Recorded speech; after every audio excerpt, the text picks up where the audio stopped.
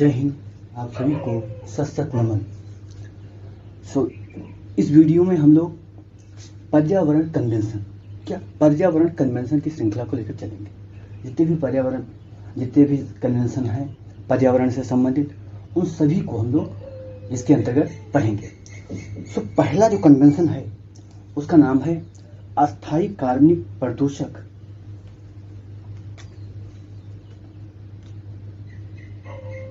अस्थायी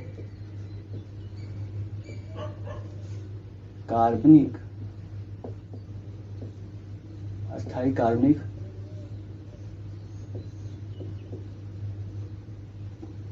प्रदूषक पर स्टॉकहोम कन्वेंशन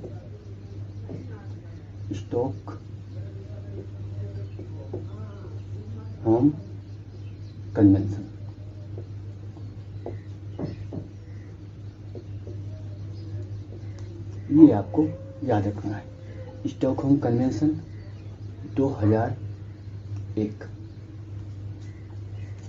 कभी पूछा जाता है स्टॉकहोम कन्वेंशन। अगर हम देखें तो Stockholm convention on persistent organic pollutant, क्या तो कभी कभी जो पर्सिस्टेंट ऑर्गेनिक पोल्यूटेंट आता है उसको पीओपी लिखते हैं, persistent organic pollutant convention on persistent organic pollutant. ठीक है, तो पीओपी लिखते हैं, तो इसको भी ध्यान रखना। अब ये कन्वेंशन किससे संबंधित है? नाम से ही स्पष्ट होता है, अस्थायी कार्बनिक, यानी ऐसे प्रदूषक जो अस्थायी जो कार्बन से संबंधित है। क्या ऐसे प्रदूषक जो कार्बन से संबंधित है और इनकी प्रवृत्ति क्या है? अस्थायी प्रवृत्ति है। क्या अस्थायी प्रवृत्ति है। ठीक है, कार्बन से संबंधित प्रदूषक है और इनकी प्रवृत्ति क्या है? अस्थायी, यानी कि पर्यावरण में अधिक समय तक रहते हैं। अस्थायी का मतलब पर्यावरण में अधिक समय तक रहते हैं। ठीक है, तो अस्थायी कार्बनिक प्रदूषक समझ में आया। और ये जो कन्वेंशन है 2001 में आता है, लेकिन लागू होता है कब? लागू होता है 2004 में। क्या 2004 में लागू होता है। अब हम लोगों ने बात किया क्या? अस्थायी कार्बनिक प्रदूषक पर। अब अस्थायी कार्बनिक प्रदूषक का अगर एग्जाम्पल दे दिया जाए तो आसानी से समझ में आ जाए। जैसे कोई भी केमिकल है, क्या केमिकल है, जैसे आप एक किसान हैं या किसान के बेटे हैं। किसान बनना बहुत लोग पसंद नहीं करते, लेकिन किसान से अच्छा कार्य कोई नहीं करता और सबसे महत्वपूर्ण कार्य है वही, मतलब पूरी जनता का भरण पोषण करते हैं और किसान कोई बनना नहीं चाहता। ये बड़ी कह सकते हैं इसमें विरोधाभास की स्थिति है कि अच्छा चीज फिर भी कोई बनना नहीं चाहता। तो आप किसान के बेटे हैं और आपने अच्छा खासा फसल बोया, अब उसमें कुछ रोग हो गया। अब आप चाहते हैं उस रोग को समाप्त किया जाए। गए मार्केट में दौड़ते, अरे एक बोतल हमें क्या दे दो, डीडीटी दे दो। क्या डीडीटी दे दो। या आपने कहा एक कोलेड्रिन दे दो। क्या कोलेड्रिन दे दो। अब कोलेड्रिन और डीडीटी क्या है? इसको अगर सिंपल भाषा में कहा जाए तो आप गए दुकान पर दौड़ते दौड़ते, मुझे खरपतवार नाशक दवा दे दो। क्या खरपतवार नाशक दवा दे दो। उसने दे दिया। आप आए, खरपतवार में डाले, खरपतवार में। अब जो आपने केमिकल लाया वो केमिकल क्या है? वो कार्बनिक पदार्थ ही है। क्या केमिकल क्या है? वो कार्बनिक पदार्थ है। ठीक है, लेकिन ऐसे कार्बनिक पदार्थ हैं जो आपके खरपतवार को नाश करते हैं। तो केमिकल वही कार्बनिक पदार्थ है। क्या जो केमिकल आप लेकर आए वही कार्बनिक पदार्थ है। ठीक है, अब इन कार्बनिक पदार्थ की प्रवृत्ति क्या होती है? क्या पहली प्रवृत्ति हम लोगों ने बात किया ना कि ये कार्बनिक पदार्थ आप कार्बनिक पदार्थ जब भी बोला जाए तो आप ध्यान रखें कि जो किसान पेस्टिसाइड डालते हैं उसको, ठीक है, या उद्योग में जो कार्बनिक पदार्थ निकलते हैं, वेस्ट कार्बनिक पदार्थ, वो भी। अब इनकी प्रवृत्ति क्या होती है इन कार्बनिक प्रदूषकों की, कि ये पर्यावरण में अस्थायी रहते हैं। अस्थायी मतलब बहुत अधिक दिन तक रहते हैं, पर्यावरण में अधिक दिन तक। अधिक दिन का मतलब अधिक वर्ष, अधिक समय, अच्छा रहेगा, अधिक समय तक रहते हैं। पहला इनकी खूबी है। दूसरी इनकी खूबी क्या है, ये इनको कह सकते हैं कि ये जो तत्व हैं अस्थायी तो रहते ही रहते हैं। दूसरा ये क्या होता है, ये जितने भी जीव हैं, क्या जितने भी जीव जंतु हैं उनमें इनका सांद्रण बढ़ने लगता है। क्या जीव जंतु में इनका सांद्रण बढ़ने लगता है।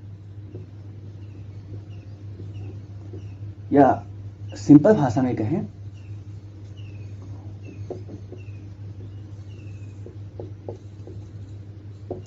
कि आपके ऊतक में, क्या आपके ऊतक में या आपके शरीर में या आपकी कोशिका में क्या जमा होने लगता है, केमिकल जमा होने लगता है। क्या केमिकल जमा होने लगता है।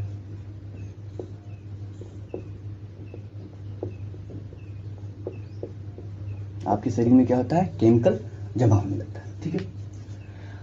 अब ये जो केमिकल जमा होता है ये पोषण स्तर के साथ बढ़ता रहता है। क्या पोषण स्तर के साथ बढ़ता रहता है। जैसे मछली में अगर आया वो, क्या आपने धान की खेती लगाई, बहुत सारा पेस्टिसाइड कर दिया, पेस्टिसाइड डाला आपने, तो धान की खेती में मछली हो गई। अब मछली में आया तो मछली में इसका सांद्रण कम रहेगा, सांद्रण उतना ही रहेगा।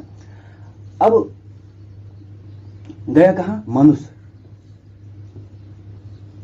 ठीक है। अब मनुष्य केवल मछली को नहीं खाता, बहुत सारे जीवों को खाता है, तो बहुत सारे जीव में सांद्रण होगा और वो सब अब अंततः कहाँ पहुंचेगा, मनुष्य के पास।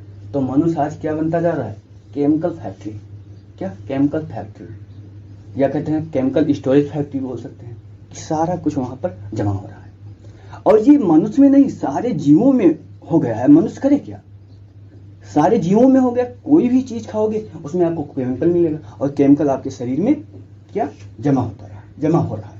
अब जमा हो रहा है तो क्या होगा, नुकसान होगा ना, कैंसर होगा। क्या जमा हो रहा है तो नुकसान होगा, उसको भी हम लोग देखते हैं। दूसरा, पहला पॉइंट हमने देखा अधिक समय तक और जीवों में सांद्रण होता है, और इसको आप क्या कह सकते हैं, खाद्य श्रृंखला। खाद्य श्रृंखला क्या होता है, खाद्य श्रृंखला प्रदूषित होती है, ऐसा कह सकते हैं। खाद्य श्रृंखला प्रदूषित होती है, ठीक। और यहीं पर एक पॉइंट आता है जैव संचयन। क्या जैव संचयन, कि ये जब पदार्थ, जैव संचयन, इसको हम लोगों ने पढ़ा है, बायो एक्युमुलेशन बोलते हैं। जैव संचयन यानी कि जब किसी जीव में कोई केमिकल प्रवेश करता है तो उसको क्या बोलते हैं, जैव संचलन। क्या बोलते हैं, जब किसी जीव में, जैसे मछली में, और एक ही जीव होगा, मछली में यहाँ एक मछली है, यहाँ एक मछली है, यहाँ एक मछली है, यहाँ एक मछली, यहाँ पर क्या केमिकल का संचरण हुआ, ठीक है। और फिर ये छोटी मछली है, बड़ी मछली ने खाया, यहाँ संचरण हुआ, फिर इसने खाया, यहाँ संचरण हुआ, और फिर इसने खाया, यहाँ संचरण हुआ, तो यहाँ पर सबसे ज्यादा संचरण होगा। तो इसी को बोलते हैं जैव संचयन। जैव संचयन हम लोगों ने देखा, खाद्य श्रृंखला की भी बात कर ली, जीव जंतु में सांद्रण की भी बात कर ली। अब हम बात करते हैं क्या, कि ये जो पेस्टिसाइड हैं ये कौन कौन से हैं। कुछ अगर पेस्टिसाइड याद कर लें तो एग्जाम में अगर पूछा जाएगा तो आसानी से, जैसे पेस्टिसाइड,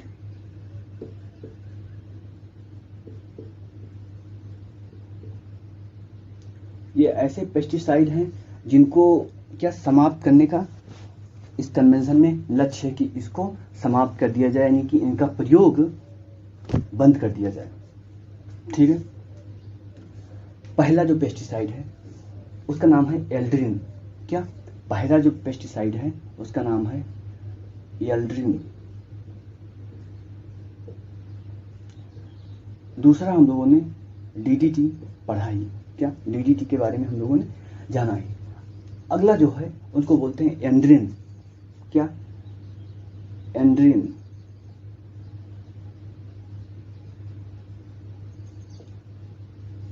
क्या? एल्ड्रिन हो गया, एंड्रिन हो गया। हेप्टाक्लोर। क्या? अगला जो है उसका नाम है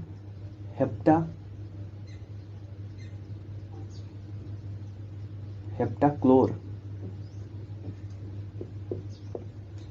ये ऐसे रासायनिक कह सकते हैं केमिकल है जिनको सरकार हटाने की कोशिश कर रही है। क्या?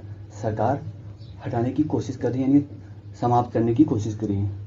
अगला जो पेस्टिसाइड है उसका नाम है टोक्सोफेन। क्या? टोक्सोफेन।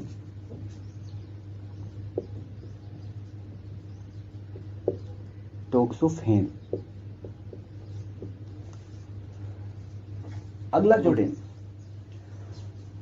अगला जो पेस्टिसाइड है उसका नाम है डाइड्रिन। क्या? डाइड्रिन।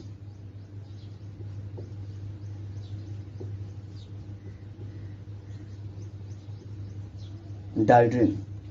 अब इतने पेस्टिसाइड आप लोगों को याद रखने हैं, या एक और लिख लीजिए क्लोरोडिकॉन। क्या? क्लोरोडिकॉन। ये सब क्या है? पेस्टिसाइड है। अब पेस्टिसाइड के साथ साथ कुछ औद्योगिक कार्बनिक पदार्थ भी निकलते हैं, तो एक दो अगर कार्बनिक पदार्थ, औद्योगिक कार्बनिक पदार्थ भी जान लें तो ज़्यादा अच्छा होगा। जैसे एक कार्बनिक पदार्थ है जिसका नाम है पेंटाक्लोरोनेटेड बाइफेनॉल। क्या? औद्योगिक में हम देखते हैं पेंटाक्लोरोनेटेड बाइफेनॉल, क्लोरोनेटेड बाइफेनॉल। ये मतलब उद्योग की, क्या? ये उद्योग के द्वारा निकलता है। क्या? उद्योग के द्वारा निकलता है। इसी तरह एक है पेंटाक्लोरोनेटेड डाइबेंजीन। क्या? सेम इसी तरह पेंटाक्लोरोनेटेड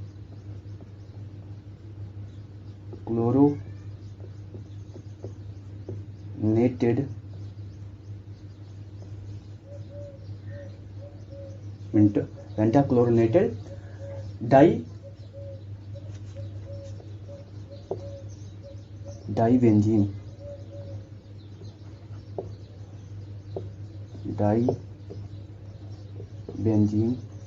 डायऑक्सिन।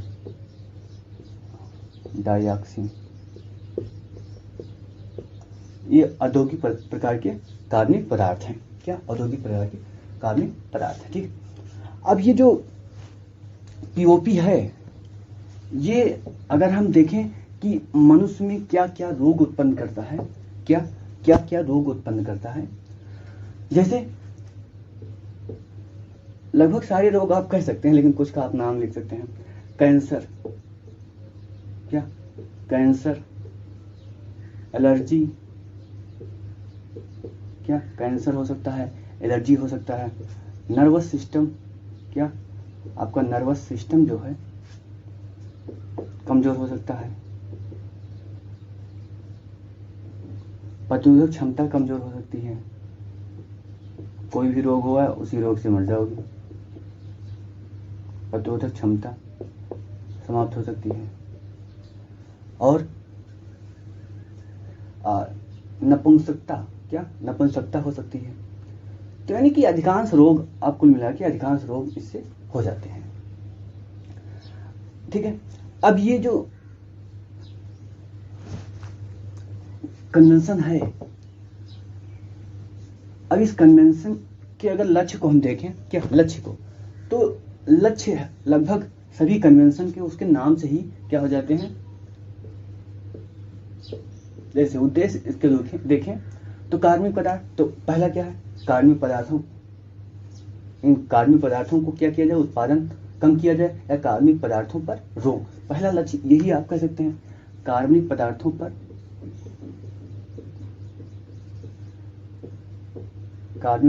पर नियंत्रण। ठीक है, दूसरा क्या कर सकते हैं, दूसरा ये भी पॉइंट सब में कॉमन रहता है, सरकारों के मध्य सहयोग,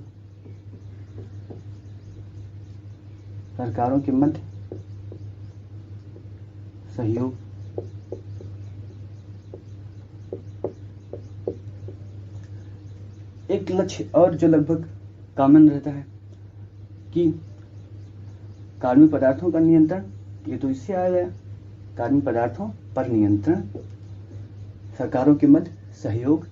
तीसरा लीगल फ्रेमवर्क, क्या लीगल फ्रेमवर्क, ये सब जनरल है, आपको इसी से देखकर पता हो जाना चाहिए। और लीगल फ्रेमवर्क में जितने भी सरकार, जितने भी पार्टी हैं, इसमें सभी का लीगल फ्रेमवर्क एक हो, जिससे कार्य अच्छे ढंग से हो।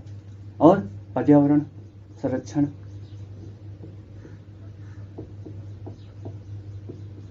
अब पर्यावरण के बारे में 2-4 पॉइंट और लिख सकते हैं, क्या 2-4 पॉइंट और लिख सकते हैं। ठीक है, अब ये तो उसके कारण क्या जो समस्या होती है मनुष्यों को, उसको हम लोगों ने देखा। अब इसका कह सकते हैं एक वित्तीय तंत्र है, क्या वित्तीय तंत्र है, यानी कि इस कन्वेंशन को लागू करने के लिए वित्त की भी आवश्यकता होगी, क्या वित्त की भी आवश्यकता होगी। तो एक वित्तीय तंत्र है जिसका नाम है GEF, हम लोगों ने पढ़ा है, ग्लोबल एनवायरनमेंट फैसिलिटी। ये इस कन्वेंशन के लिए वित्तीय तंत्र के रूप में काम करता है, क्या वित्तीय तंत्र के रूप में काम करता है।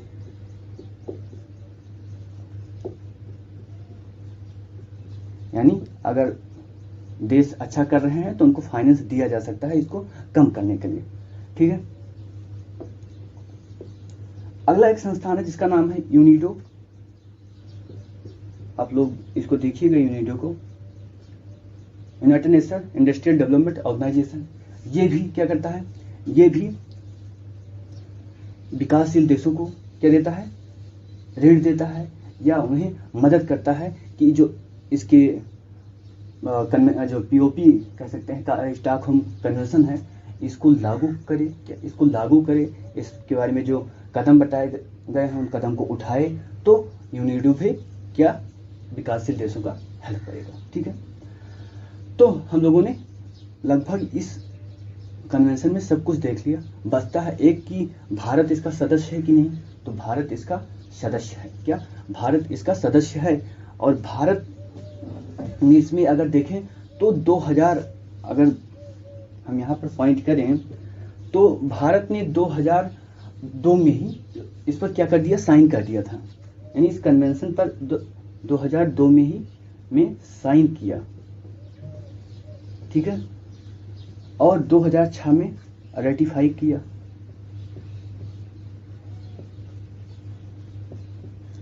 ठीक है, अब यहाँ पर थोड़ा समझ लो, साइन करना और रेटिफाई। साइन करना मतलब गवर्नमेंट ने साइन कर दिया। अब गवर्नमेंट ने साइन कर दिया, ठीक है, अभी भारत में लागू नहीं हुआ, केवल गवर्नमेंट ने साइन किया है। अब उसका क्या होगा, यहाँ आकर पार्लियामेंट में उसको क्या सर्वसम्मति से सभी पार्लियामेंट के जो सदस्य हैं अधिकतम लोग इसको माने, या कह सकते हैं पार्लियामेंट अप्रूव करे, तो उसको बोलते हैं रेटिफाई। क्या जब पार्लियामेंट अप्रूव कर देती है तो उसको बोलते हैं रेटिफाई। ठीक है, तो इतना आपको इस कन्वेंशन के बारे में जानना है। सो आज के लिए इतना ही, फिर मिलते हैं अगले वीडियो में। जय हिंद।